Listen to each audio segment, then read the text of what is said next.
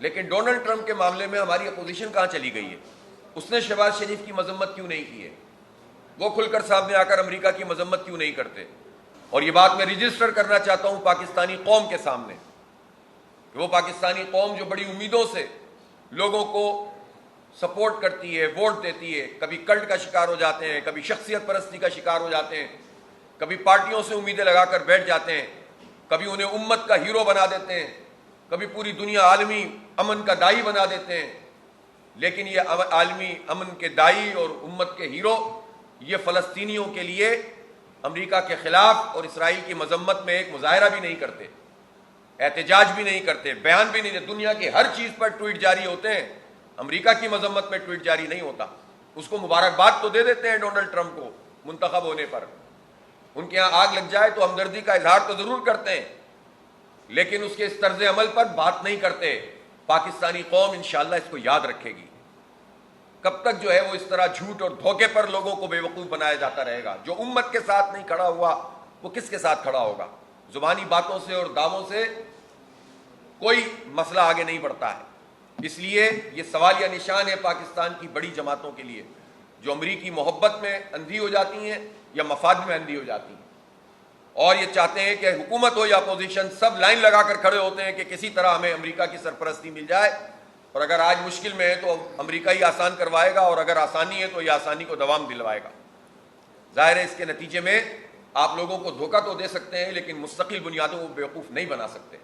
پاکستانی قوم عقل اور شعور سے انشاءاللہ کام لے گی اور ایسے سارے لوگوں سے انتقام لے گی، جمہوریت کے ذریعے سے اور اپنی رائے کے ذریعے سے انشاءاللہ۔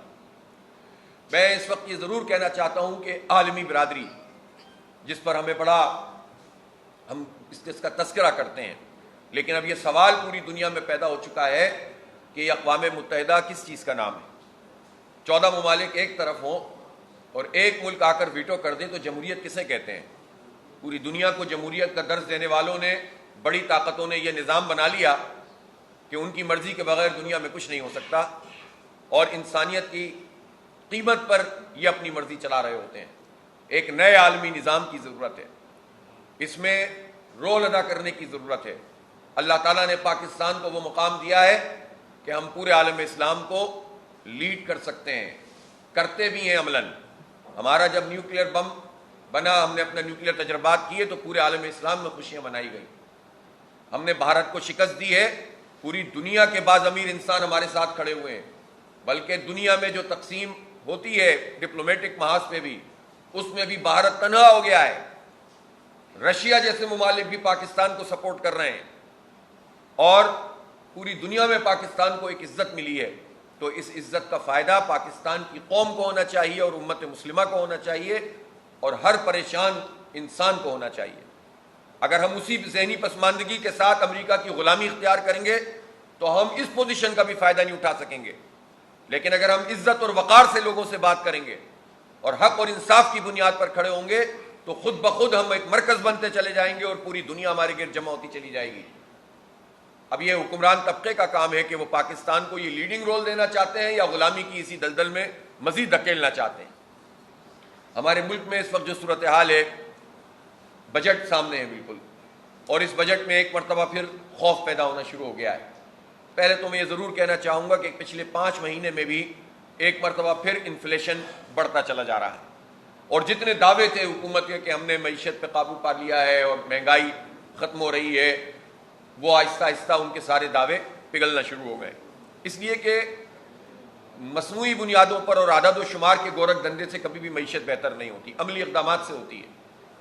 عملی اقدامات جب آپ نہیں کریں گے، آپ تنخواہ دار لوگوں پر بوجھ ڈالتے چلے جائیں گے، عام لوگوں پہ ٹیکسز بڑھاتے چلے جائیں گے، آپ لوگوں کو ریلیف فراہم نہیں کریں گے، اور جو بااثر طبقہ ہے اس کو فیسلٹی فراہم کریں گے۔ یعنی ایک سمبولک ہی ہوتا ہے، لیکن اگر وزراء اپنی تنخواہیں بڑھائیں کم کرنے کے بجائے، تو عوام سے کیا مطالبہ کرتے ہیں کہ لوگ ٹیکس زیادہ دیں؟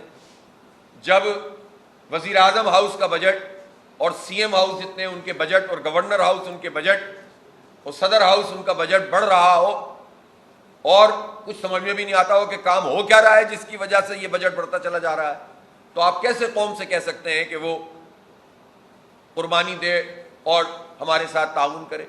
لہذا ہم یہ سمجھتے ہیں کہ تنخواہ دار افراد جنہوں نے 499 ارب روپے جمع کرائے ہیں، تو ہمارا یہ سوال ہے کہ جن جاگیرداروں کے 100 مربع یا اس سے کم 100 ایکڑ یا 50 ایکڑ سے زیادہ زمین ہے، انہوں نے کتنے پیسے جمع کرائے ہیں؟ تو چاروں صوبوں سے جب ہم جائزہ لیتے ہیں تو 4-5 ارب روپے سے زیادہ نہیں بنتے. یہی بڑے جاگیردار انہی کی شوگر ملیں ہوتی ہیں، یہی حکومتوں سے ملے ہوئے ہوتے ہیں، ان کے آپس میں تعلقات ہوتے ہیں، اور یہ سب جاگیردار مل کر پاکستان کو لوٹ رہے ہیں. یہی حکومتوں میں ہوتے ہیں، یہی M N A M P A ہوتے ہیں، اور انہی کا اتحاد بڑے بڑے کاروباری لوگوں سے ہوتا ہے. تو ایک مخصوص قسم کا طبقہ، اس کو تو ٹیکس جمع کرانا ہی نہیں ہے، اسے سے لوٹ مار کرنی ہے، اور تنخواہ دار آدمی کا ٹیکس جو ہے اس کی تنخواہ میں سے کٹ جاتا ہے. تو ہمارا مطالبہ یہ ہے کہ یہ 1,20,000 25,000 جو تنخواہ والے لوگ ہیں ان کو تو ٹیکس سے ایگزمپشن ملنی چاہیے. اور میں پھر ایک اور بات ضروری ہے، اور وہ یہ ہے کہ جن لوگوں کی تنخواہیں اس سے زیادہ ہوتی ہیں وہ پروفیشنل لوگ ہوتے ہیں، وہ انجینئرز ہوتے ہیں، وہ ڈاکٹرز ہوتے ہیں، وہ آئی ٹی کے اسپیشلسٹ ہوتے ہیں، وہ بزنس ایڈمنسٹریشن کے تمام معاملات کو دیکھنے والے لوگ ہیں. یہ وہ لوگ ہیں کہ جو تمام چیزوں کو لے کر چل رہے ہیں، اور ان کے لیے ملک سے باہر اپرچونٹیز بھی ہوتی ہیں. اگر آپ ان کی تنخواہیں بڑھانے کے بجائے ان کے ٹیکسوں کو بڑھاتے چلے جائیں گے اور عملاً ان کی تنخواہ کم ہوتی چلی جائے گی ٹیکس کٹنے کے بعد، تو وہ یہاں کیوں رکیں گے؟ تو پہلے ہی برین ڈرین ہو رہا ہے، تو آپ پروفیشنل لوگوں کو بھی مجبور کر دیتے ہیں کہ وہ یہاں سے چلے جائیں. تو لہٰذا یہ پورا ٹیکس کا نظام جو تنخواہ دار لوگوں پر ہے اس کو ریوائز ہونا چاہیے. اسی کے نتیجے میں پرائیویٹ سیکٹر میں لوگ پھر اپنے 2 کھاتے بناتے ہیں، اس لیے کہ وہ اگر لوگوں کے ٹیکس سارے کاٹیں گے تو لوگ یہاں سے شفٹ ہو جائیں گے، اور اگر 2 کھاتے بنائیں گے تو معیشت کو نقصان ہوگا.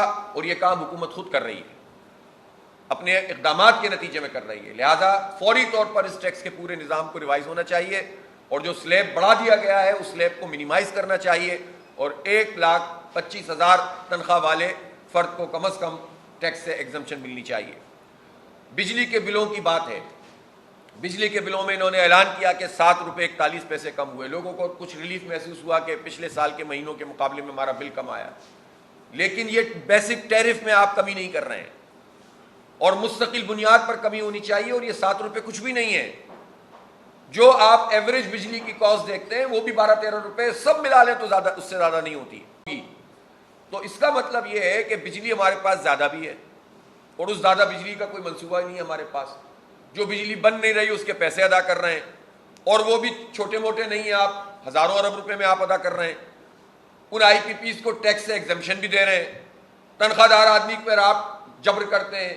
بجلی کا بل ایک دن کوئی جمع نہ کرائے تو کاٹنے کے لیے آ جاتے ہیں. میٹروں کا آپ نے ایک نیا نظام پاکستان میں متعارف کرانا شروع کر دیا کہ جناب ایک گھر میں ایک سے زیادہ میٹر نہیں ہو سکتا، حالانکہ فیملی اور کچن کے اوپر ڈپینڈ کرتا ہے، یہ قوانین میں موجود ہے. اس کا مطلب یہ ہے کہ آپ ہر صورت میں لوٹ مار کر رہے ہیں عام صارفین سے، جبکہ مراعات فراہم کر رہے ہیں آپ با اختیار لوگوں کو. ان کی گاڑیاں چھوٹی نہیں ہو رہی، ان کی تنخواہیں کم نہیں ہو رہی، وہ پول کی گاڑی بھی استعمال نہیں کر سکتے. سب کے لیے ڈیڈیکیٹڈ گاڑیاں ہوتی ہیں، بڑے بڑے افسران کے لیے اور وزراء کے لیے. ان کے پروٹوکول کم نہیں کر رہے. اس ساری صورتحال میں جب اتنی مراعات لوگوں کو مل رہی ہیں، ایک مخصوص طبقے کو اور عام آدمی پہ آپ بوجھ ڈال رہے ہیں، تو معیشت کیسے آگے بڑھے گی؟ اس لیے ہم یہ ضرور کہنا چاہتے ہیں کہ عام لوگوں کو ریلیف فراہم کیا جائے، ایکسپورٹ کو بڑھانے کے لیے اقدامات کیے جائیں. آئی ٹی کی ایکسپورٹ ہم بہت بڑھا سکتے ہیں. ہمارے پاس وہ پیمنٹ کے پلیٹ فارم پراپر نہیں ہے جس میں لوگ یہاں سے کام کریں اور انہیں پیسے یہاں پر ملیں. لوگ باہر اپنی کمپنیاں کھولتے ہیں تو وہ ٹیکسیشن ہمیں یہاں پر نہیں ملتی ہے.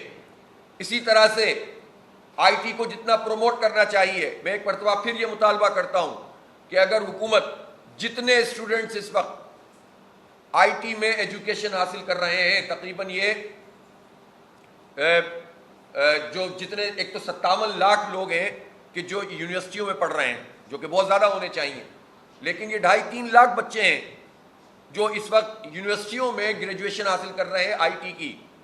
اگر آپ ان کو پراپر طریقے سے ایڈریس کریں، 100% فری کر دیں ان 57 لاکھ بچوں کو جو کسی بھی طرح کی ایجوکیشن یونیورسٹیز میں حاصل کر رہے ہیں، ان کی فیس ہی ختم ہو جائے تو بھی یہ صرف 570 ارب روپے بنتے ہیں، اور ہم 2,000 ارب روپے آئی پی پیز کو بغیر بجلی بنائے دے رہے ہیں.